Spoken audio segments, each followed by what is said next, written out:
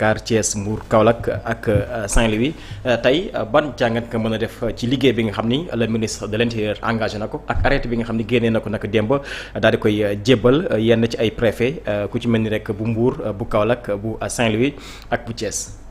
merci beaucoup Sylla di kontaan trop ci répondre ci question boobu. mais may wax sama doyen rek. que bu ko El Hadj Diouf maître El Hadj Diouf yàqal añam. n'est-ce pas bu la yàqal sa añ. surtout doyen.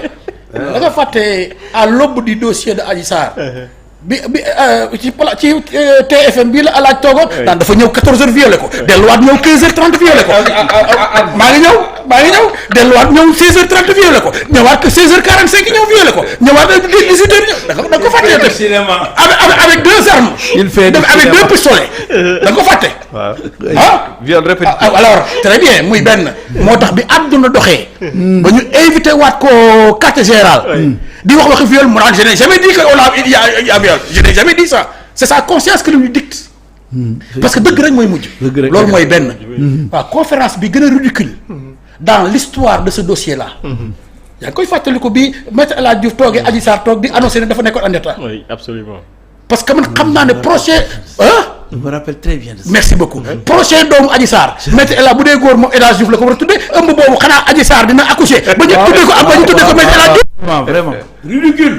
waaw ridicule. s'exposer au ridicule bi may wax rek. loolu la fàtte xaju fii mon frère. donc vraiment bu mu la yàqal sa invitation bu neex bi ñu ngi invité nii ceebu jaga bi ñu invité bu mu la ko yàqal. bon maintenant ku bëgg añ la nag jaxate la sant. waaw xam nga rek. maintenant pour ñëw ci question bi nga ma posé. dama ci kontaan xam nga tax ma kontaan. c'est là je reste encore une fois convaincu. que am réew kenn mënu ko defar ci laamisoo ak tappale. ak njuuj njaaj. n'est-ce pas ak du mu tudduti ak des tergiversations. kenn mënu ko defar ci am réew. muy loolu mooy première remarque bi deuxième remarque mooy. mais da nga fàtte ne ñun dañu war a organiser. Jeux olympiques de la jeunesse la xaw ma en 2026. Jeux 2026 oui. Jeux 2026. Tu crois qu'on va laisser cette capitale là comme ça. ak gan ñi fi war a ñëw ñëpp. même burul gan ñi. parce que man moom laay wax toujours sama waa kër. man duma xaar ba am gan. xam nga li ma gën a contre mooy yee sa waa kër ñu jóg taxaw ngal leen togg leen ginaar ndax tey dañuy am gan. damay xaar ba am gan doog lekk ginaar. génn leen jën yu mag yi togg ko ndax tey dañuy am gan. damay xaar ba am gan pour lekk jën yu mag. de la même manière. moom laay wax ne waruñu xaar ba war a teeru ay gan pour setal suñu réew désencombré ko def ko ni ñu ko war a def. xam nga lan mooy premier défi wu régime bii nii. plus particulièrement tous les maires parce que ñoom maires yi ko mën. ñoo koy defal seen bopp maires yi ko mënul dañ leen war a accompagner. mooy le pavage de toutes les villes du Sénégal. pavage zéro sable. tant que tolluwuñu foofu. demal Europe seet. demal Europe di wët suuf.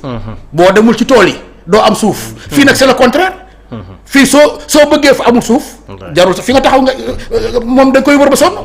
maanaam tey jii Abbas. war na nekk moom parce que comment dirais-je Khalifa Sall avait cette ambition là. de paver tout Dakar.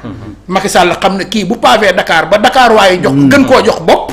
pour wan la toujours la malhonnêteté du régime de l'APR. bu Khalifa Sall bu ñu sàgganee ba mu pavé Dakar. ba benn Dakar waa doxatul ci suuf. ça veut dire que on est mal barré. gis nga fañ ko mujjee ak moom. dañ ko faagaagal tëj ko kaso. fii la Afrique toll. Afrique foofu la toll. même quand tu veux bien faire pour ton peuple. nañ la sacrifier jël la dammat la ñëf la ci kaso bi nit ñi continuer dox ci suuf si ak ay inondations ak l'insalubrité waaye jaral nañu ko. donc Abbas aujourd'hui am na chance su jëlaat mairie bi président ak premier ministre nag war ko accompagner non seulement pour événement bu mag bi ñuy teeru mais tout simplement parce que dans toutes les capitales qui se respectent dans le monde mais dootoo fa gis suuf. ça c'est vrai. les gens qui ont voyagé le savent. dañu war a paver tout le Sénégal. bu ko jaree avec tous les moyens ñu def ko. désencombrement bi aussi. mais wax naa la fi keroog ne la. li premier ministre di def. mais loolu la ñuy xaar ci moom. loolu la ñuy xaar ci moom. il y a plus de trottoir à Dakar. amatul voie publique amatul. da ngay dem sax yow ba benn moment da ngay laaj mais exactement. mais man ci gis nga sama xam nga sama xol di jeex. pour être honnête avec toi. gis nga su ma voyagé. xanaa xamoon ne il arrive quelquefois que du ma am benn soxla Europe. mais wàcc avion. xool ni ñuy organiser woo. ni ñu nitee. ni ñuy doxalee. ni mu setee doyen dina xam li may wax il a xam naa mu voyagé na. plusieurs fois. sa xool dafay sedd yow. tu as envie sa dëkk yow boo ñibbee. mu mel ni comme nii comme li may dund fii. doo gis xar yaa ngi nekk fi ñu war a nekk nag yi nekk fi ñu war a nekk jaaykat yi nekk fi ñu war a nekk. ainsi de suite maanaam ku nekk yaa ngi sa place. même xaj yi. dañuy dem ba habitué wu ci passage clouté. bu ñu ñëwee dañuy taxaw même les animaux reconnaissent les passages cloutés boo demee en Europe un peu partout États-Unis fu mu mën a doon. tellement que nite. tubaab bi dañoo nite. moo tax boo fa demee yow en tant que doomu aadama en tant que nit sa xol day sedd. parce que dañoo nite. alors moi je comprends ce que le ministre de l'Intérieur veut faire man comprendre naa ko effectivement il doit continuer sur cette lancée pour plusieurs raisons. la première mooy d'abord ñi ngi waaj a am événement bu mag boo xam ne mënuñoo Sénégal mënuñoo continuer ci désordre bi wax naa la ko fi keroog. désordre bi am Sénégal pëccëxoo bi lu neex waay wax fu neex waay lal fu neex waay toog fu neex waay tëdd fu neex waay saw fu neex waay jonkan mais c'est extraordinaire ce qui se passe dans ce pays à la limite même tu as l'impression que la vie est presque animale.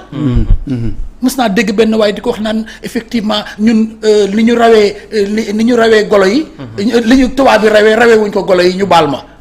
parce que effectivement léegi nga gis. barki démb dama lay jox benn anecdote. dama génn ñëw ak sama waa kër ñëw ba war a tourner pour dugg sama biir kër. am na ñoo xam ne dañu war a def le sens giratoire wàññeeku. am na ñoo xam ne dañ koy couper jaar sens interdit bi directement pour wàcc. su ma jarbaat ne ma tonton Pros fii ngay jaar ma ne ko jamais de la vie. bu doon xar fii lay jaar pour wane ne man du ma xar man du ma jaar fii. il m'arrive ma def émission. pare 2 heures du matin. su ma ñëwee y a personne ci tali bi damay dem ba def sens giratoire bi wàññeekuwaat doog a dugg. parce que même nag yàlla je ne dois pas me comporter comme un animal. wallaahi et j'en veux pour preuve mais tey jii. boo génnee ci studio bi. dajee xar bu bëgg a saw. mais ci tali bi lay taxaw saw.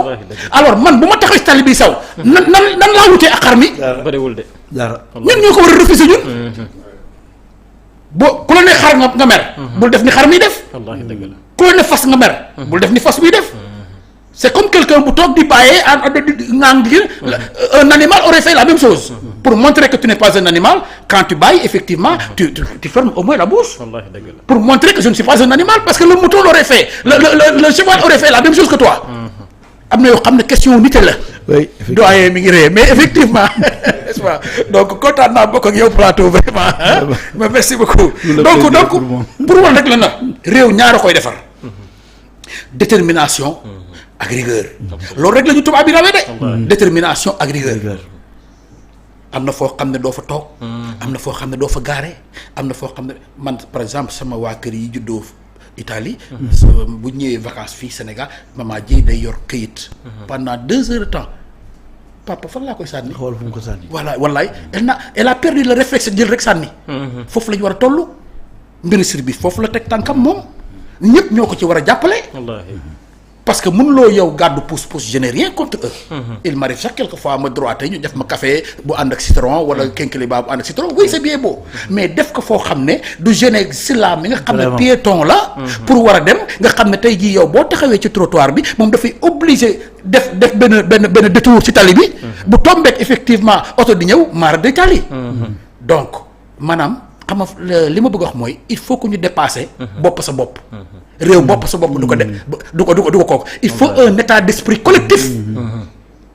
lii may def nii ban njeexital lay am ci doyen Lo. li may def nii ban njeexital lay am ci kooku tant que maa ngi sóor sama concitoyen. foofu la développement di commencer sóor sa concitoyen. mais tant que ñi ngi koy def bopp sa bopp égoïsme ku nekk sa bopp nga tal l'essentiel naa ci génn rek. finalement kenn du ci génn. ndax kenn un développement. du kenn nit moo koy def. salubrité ainsi de suite. mais man daal vraiment bëgg naa ci projet yi nga xam ne ñi ngi koy def. te désencombrement ak setal. ñu boole ci le pavage. de toutes les villes du Sénégal. Absolument. À défaut de dire tout le Sénégal.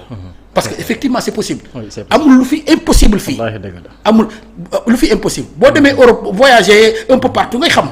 tout est pavé lépp la ñu pavé. tu es à l'aise. n'est-ce pas. donc rafetlu naa ko vraiment di ko encourager. di wax ne effectivement état bi nañu accompagner aussi les maires. pour que ñu mën a defaraat seen i dëkk. ndax amuñu boobu doole. n'est-ce pas te bañ koo def. accompagnement wu APR. ku ànd ak ñun ñu accompagner la ku àndul ak ñun ñu bala nga tumuranke malheureusement il faut que cet état d'esprit là disparaisse. n'est-ce pas. parce que bi ko fi Khalifa Sall bëggee def am un grand projet de pavage de Dakar. ci kaso bi la mujjee. parce que tout simplement le projet était important. mais c'est dommage. c'est dommage pour nous la race noire c'est dommage. vraiment tu as des regrets même. alors que tubaab bi yor gisoo benn tubaab bu yor 5 loxo. doo gis benn tubaab bu yor ñaari bopp. wala 5 wala 10 tànk. nit lañ comme ñun. mais neexu la wax nag mais dañ ñoo gën a nite boobu nag dafa am dañu fekk ay charte ñoo xam ne ñëpp ci tënku pour que effectivement ñu mën a dox. pour l'intérêt de tout le monde. très important alors Lo sa jàngat par rapport ak arrêté bi ministre bi jël naka démb. waaw c'est très important moi je crois que ministre Bamba Cissé bi mu toogee ba léegi dafa toog rek ñu gis changement. c'est-à-dire l'autre était dans une autre beneen atmosphère la nekkoon. mais loolu Sénégalais yëpp ñu ngi koy encourager. et dara bu mu tax. mu dellu ginnaaw. moi je crois que l'ordre et la discipline. dafa manqué wax nga ko. au Sénégal. et ñi ko fii def parfois dëkkuñu fi sax. alors il va falloir que ñu jël ay mesures. réew du dox. nit ña fa nekk ñoo koy doxal. te nan lañ koy doxalee c'est par un comportement. comportement responsable engagé mais comportement patriotique. mais discipline. c'est-à-dire civisme. aujourd'hui loolu la bëgg delloo si et c'est possible. te nag population yëpp dañ ko war a jàppale ci loolu. ñaax gouverneurs yi préfet ak ñëpp ñu nga xam ne véritablement ku nekk taxawal position bi nga war a taxaw pour que ñu réussir la mission parce que ministre bi kese. mënu ko réussir. tout à fait nous l'encourageons. te regretté wuñu lu ñu doon revendiquer à chaque fois ni ministre de l'intérieur nañ ko jox. ñu mel na ñu nekkoon avocat wu Ousmane Sonko Bamba Cissé. wala juge Sabassy Faye maa ngi koy répéter c'est quelqu'un c'est un révolutionnaire am na lu bare lu mu arrêté ñooñu nañ leen jox seen gëdd ci réew mi bu ko defee loolu mooy tax réew mi dox mbir da nga koy jox ki nga xam ne dafa bëgg réew mi du ki nga xam ne dafa bëgg liggéey pour personnellement intérêt personnel am mais ki nga xam ne c'est un patriote et Bamba est un patriote et xam naa ni ma ko xamee xam naa ni du dara mënul tax mu dellu ginnaaw donc nous l'encourageons et arrêté boobu véritablement c'est venu à son heure et nañ ko étendre du sax foofu kese pavage bi ngay wax c'est extrêmement important à Dakar Abbas a une mission mission boobu na ko comprendre parce que am na lu bëri Khalifa mi ngi ko doon def je me souviens de lait à l'école nga xam ni ça a sauvé beaucoup de jeunes élèves yu nga xam ni véritablement dañ ko doon xaar Macky Sall moo ko saboté ni xaw ma nañ koy def lan ba mbir ma sottiwul bu ko defee ñu arrêté ko alors que ça. Il y a une loi qui est en cours, hein. Oui, mais il y a une loi qui doit être votée à l'Assemblée nationale. Effectivement. Pour les cantines scolaires. ñu delloo si ko également. les cantines scolaires parce que l'alimentation scolaire. kenn du comparer ñi nekk fii ak ñi nekk ci àll bi ñi nekk ci àll bi ils ont des problèmes. parfois da ngay gis kuy def 3 kilomètres. war a jàngi war fa yendu. et même Dakar aussi y a la pauvreté. parfois xale bi gisuma ni buy jóg je suis un enseignant. dañ koy defaral ndékki ci kër gi. alors loolu yëpp c'est des choses qu'il faut mettre en place pour que nit ñi mën a nekk dans des conditions loolu mooy falaat Pastef. donc Abbas a une mission fondamentale pavage de Dakar Ndakaaru set ba pare accompagner tous les autres maires. bu ko defee même tali yi. yooyu yëpp c'est l'ordre et la discipline. et un gouvernement c'est un tout. tout à fait ku nekk jouer ce rôle. fondamentalement pour que ñu mën a teg lu nga xam ne sénégalais yi. dinañ ci génn sénégalais dinañ am mbégte sénégalais yi du ñu demat ci fenn di xeeb seen bopp. parce que da ngay dem Maroc rek nga xeeb sa bopp. tout à fait problème. Rwanda gi. oui ma ngoog. Rwanda gi ñu jël exemple. lan la fa Paul Kagame def lu ñu mënul def ñun. mën nañu def lu quand même ëpp li mu fa def. et je crois que avec l'équipe actuelle. jël nañu décision te wutuñu ci dara patriotisme la engagement la jaamu yàlla la. ndax liggéey boo demee ba ne boo demul ba mu nekk jaamu yàlla ci yow xamal liggéeyoo. Tout à fait. Et je crois que ces gens-là, ils sont dans cette dynamique-là et il va falloir les encourager. Tout à fait. Et je les encourage. Tout à Très fait. bien alors doyen par rapport ak arrêté bi. waaw bon arrêté la c'est normal que le ministre mu jël arrêté jox ko son ministre le préfet. pour que mu wàccee ko au niveau fépp fi nga xamante ni foofu la war a dem. mais man je dis que lu mel nii opération bu mel nii. ah excusez-moi. je dis que opération bu mel nii boo koy mënee. il faut impérativement l'implication de ñëpp démembrement yëpp. les communes surtout. les communes parce que les opérations là. ñi ngi koy def au niveau des communes. boo koy xool désencombrement bii. ñii nga xamante ni tey ñoo occuper la voie publique. ak ñi nga xamante ni moom lay wax les chariots yi nga xamante ni dañuy wër ci mbedd yeeg wala di encombrer bon ñooñu ci commune yi lañ nekk. donc il faut impérativement l'implication des communes. pour que nga mën a am suivi bi nga xamante ni moom nga bëgg. surtout. mais quant au ministre de l'Intérieur vraiment man maa ngi koy féliciter comme l'a dit Birame depuis que mu ñëw ba léegi moom dafa ñëw rek commencer liggéey bi te nag après tout il y a ce qu'on appelle aussi comme ni ñu ko waxee léegi on va bientôt vers benn événement bu nar a am fii ci Sénégal te loolu il n'est pas question que lu mel nii di ànd ak lii nga xamante ni moo fi xew actuellement donc man je suis entièrement d'accord que ñu mener cette opération mais on peut aller jusqu'au bout mun nañ bën a sori sax ci opération bi parce que nag aussi maa ngi fàttaliku première acte bi nga xamante ni moom le ministre de l'Intérieur njëkk a posé mooy le fait que mu demoon fële parc Amazone déloger ñi nga xamante ni c'est des étrangers yu fa nekkoon mais bi mu leen déloger ces étrangers dañuy jóge foofu dem beneen site taxaw fa ñooñu qu'est-ce que l'État attend d'eux on doit les rassembler quelque part delloo leen parce que bu ñu leen delloowul lu bëri dina fi taxawaat danañ jut utaat beneen site boo xam fa la ñuy dem commencer kii maa ngi wax ne une fois il m'arrive des fois may dem booru géej di fay entraîner mais boo demee les week-ends nga gis foofu samedi dimanche il passe la nuit là-bas ak ay xale yu ndaw la ñuy àndal des innocents xamuñu dara gis nga tout au long kii bi yëpp trajet bi yëpp ñoom ñoo fay tëdd et puis si booru tëli bi avec des risques yoo xam kenn xamu ko donc loolu état war na si jug bu baax a baax jéem a xool nan la ñuy def pour ñii ñu rapatrier leen delloo leen seen i bërëb yu ñu nekk en ce qui concerne nag occupation de la voie publique loolu moom kenn musu ko nangu te waruñu ko accepter et même quand je dis l'implication des communes xam nga y a des choses yoo xamante ni c'est au niveau des communes occupation de la voie publique am na si ay occupation voie publique sur la voie publique c'est payant il y a des occupations payantes de yu am yoo xamante ni da ngay dem au niveau de la mairie nga dem fay bon léegi loolu mun na indi jiixi jaaxa si suba ñu mener une opération ñëw fekk leen foofu déguerpir leen